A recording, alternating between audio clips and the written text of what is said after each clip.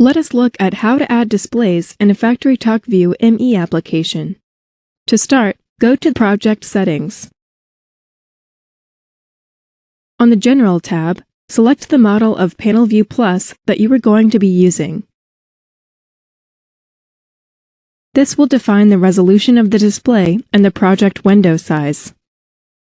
On the Runtime tab, you can configure to show the title bar on the display and other settings as required. You can uncheck the title bar if you want to maximize the screen space. If you don't want the operator to log out again and again, you can uncheck Enable Auto Logout.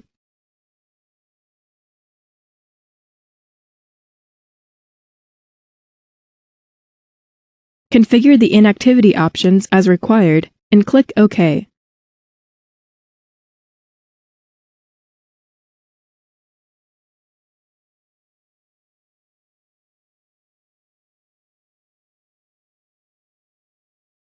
If you look at the Displays folder, you will notice that it already has 4 displays. The system automatically creates these displays. Let us now add a new display. Right-click the Displays folder. You can now add a new display or an existing display. Let us add an existing one. Navigate to the folder with display files with the extension .gfx. Select the display you need to import. It gets added to the folder. Double-click the display you have just imported to open it. Right-click the display and select Display Settings.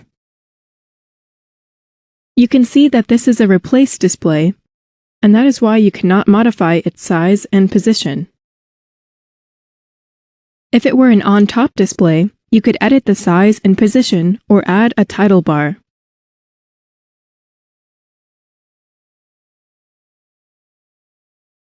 The background color is white by default. You can modify it as needed.